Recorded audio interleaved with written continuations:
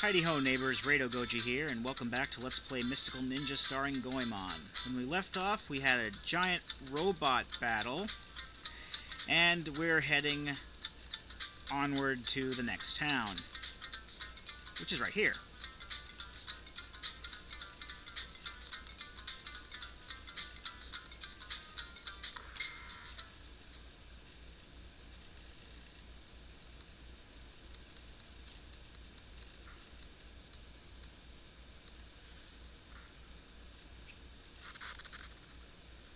And cutscene.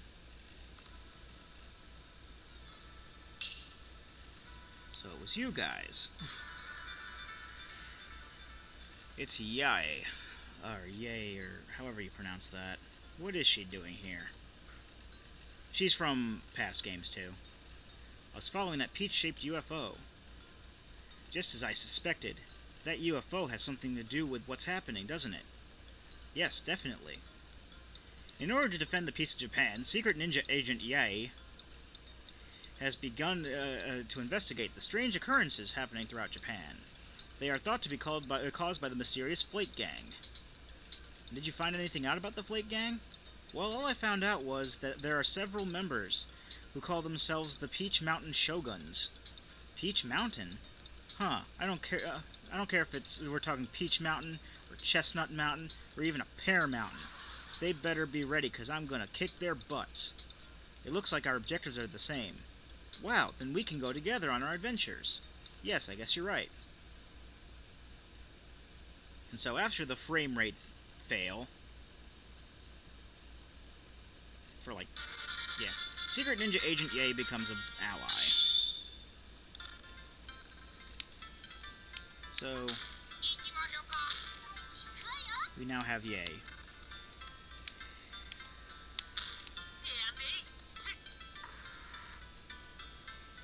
So yeah, we really haven't had any reason to change to Ebisumaru or anything so far.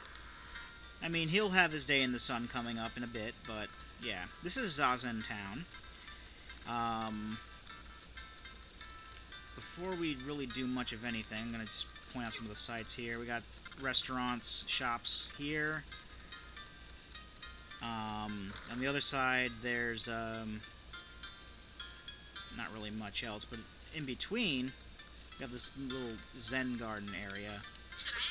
And if you hit this bamboo scare, the deer scare thing with your weapon, cat comes down.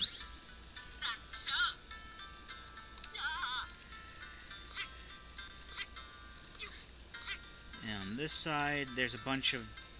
This side is really this is like a hub town, I guess you could say. This really leads to a lot of the areas in the game. And then there's like a restaurant. I think this is the restaurant, actually. And there's the fortune teller. But there are a lot of doors that lead to all the different places in the game. I am going to go back to the first area, because we don't need to be in any of these areas yet, really. So I'm basically trying to go the more straightforward way, because, you know, time limit and all.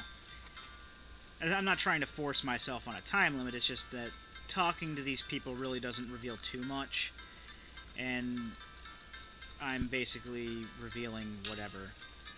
So we just need to go across the bridge here. And this is probably the most boring part of the game, because we're going to be forced into doing stupid stuff. That's Benkei. He says, "Hey, stop right there. If you want to get by here, hand over the treasure you have." Well, come on, what's it going to be? I have no treasure with me. What, you poverty-stricken good-for-nothing? So he's not going to let us across unless we have some kind of treasure.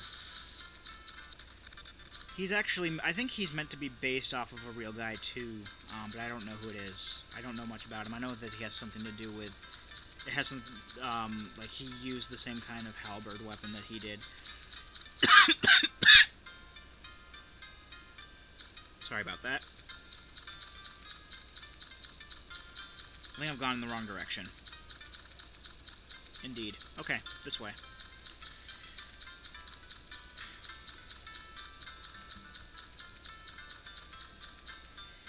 It takes so long to get around sometimes, too.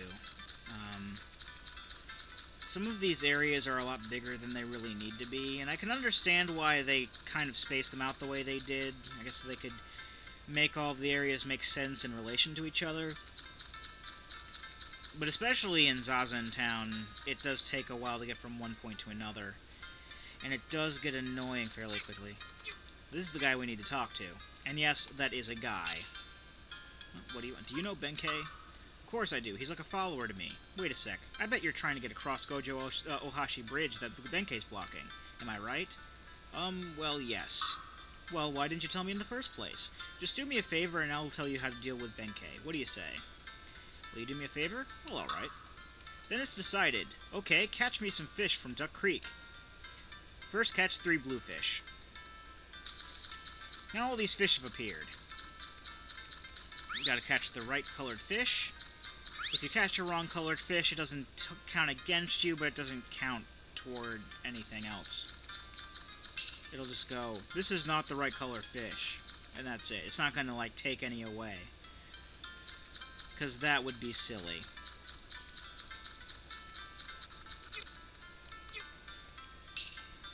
You did it. Okay, next get me 5 yellow fish. I forget what this guy's name is, but his name is going to come up, In fact, I probably should have asked him what his name was. You can ask what his name is, and he tells it to you. And I did the stupid thing until just went along with the plot. But later on, I think it's like Kobayashi or something like that.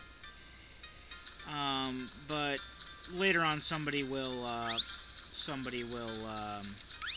mention his name, and that'll basically tell you to go back here. But that's going to be right before we get to the the second dungeon, which will probably be either in the next part that we do that thing, or probably in the next 2 parts, because of... Yes, I know it's not a yellowfish. With the rate that this catch fish thing is going. This is probably my least favorite part of the game, is catch fish. Pretty good. Okay, last, get me 8 redfish. And this is the most time-consuming, because the redfish are a bit more spread out from what I've seen. And you have to catch 8 of them. And you actually have to go to pretty much every area in the creek in order to get at them. So that's why I'm heading this way first. So I can get these areas out of the way, and then go back through and... Yeah, it's really tedious. I do not like this part. This is like the only part I don't like about the game. That and some of the mini games we have to do to get some of the special powers, which are going to be pretty annoying, especially if the frame rate comes into play, because that might mess me up quite a bit. Especially the minigame where you have to get Goemon's magic power, and luckily that's not until much later in the game, but I'm just dreading having to do that, because that's, if anything... Oh, I can catch 8 redfish just going that way. Okay, that works for me, but... Really, that's the main part of the game I'm dreading, because that will probably, if I keep messing up, will take the most amount of time to do.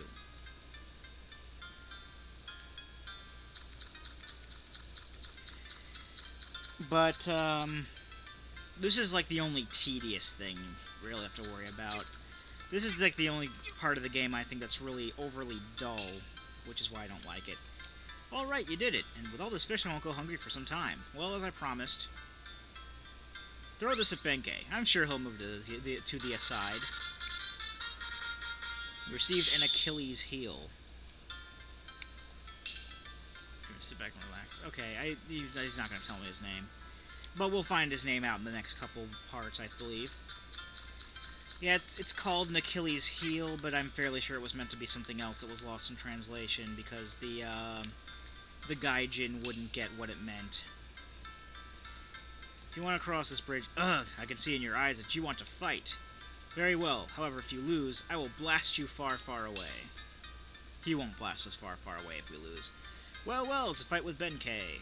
look for the instant Benkei reaches the ground when jumping, and throw the Achilles heel at him 3 times within the time limit. The item can be thrown by pressing the B button. Then we shall begin.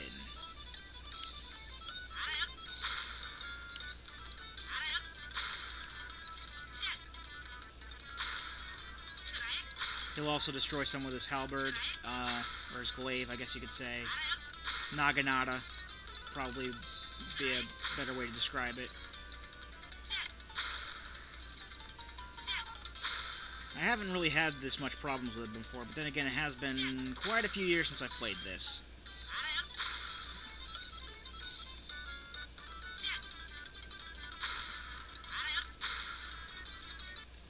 No! Don't do that now!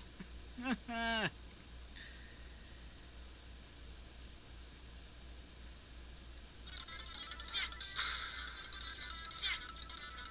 gotta really make sure that he lands on the last... There we go.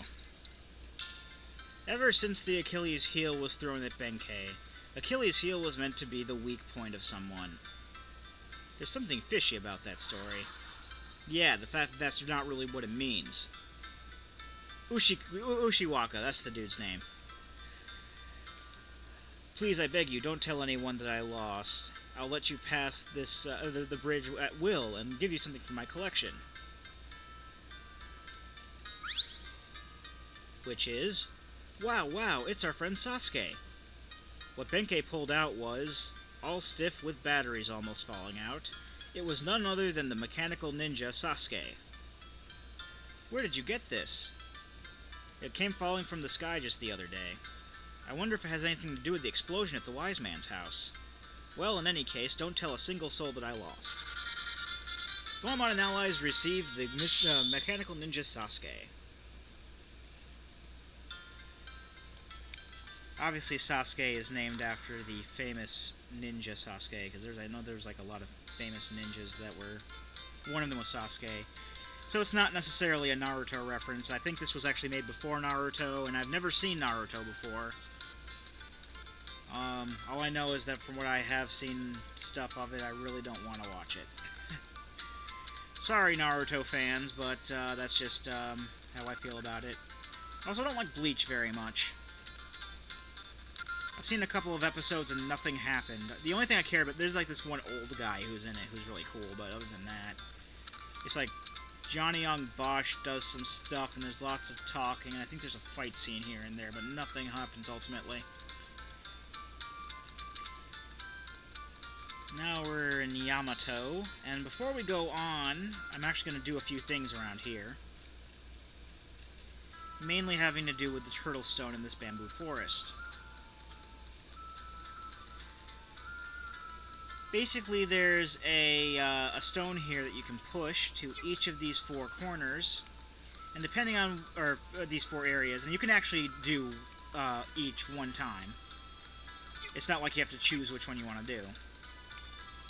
Like Turtle Power of the South, the lucky cat will drop into your lap. Well, you know what that means. We're gonna get a cat. So in this case, we do this. It goes all the way to the end, and a cat comes up. And I can check that off my list. Turtle Power of the East. The magical red gate will take you to a new land. That'll be pretty important. Well, not important to the story, but important as far as stuff we want to collect goes. Turtle Power of the West. Money makes the world go round. Eventually come to you as well. And Power of the North. The key to the closed-out Yamato Shrine is... And before we go on and do anything else, I'm going to cut the video here, and when we come back, we'll check out exactly what other stuff this turtle stone can do. I'll be Rado Goji, I've been Rado Goji, not I'll be. I've been Rado Goji, and I'll be here next time. Join me, won't you?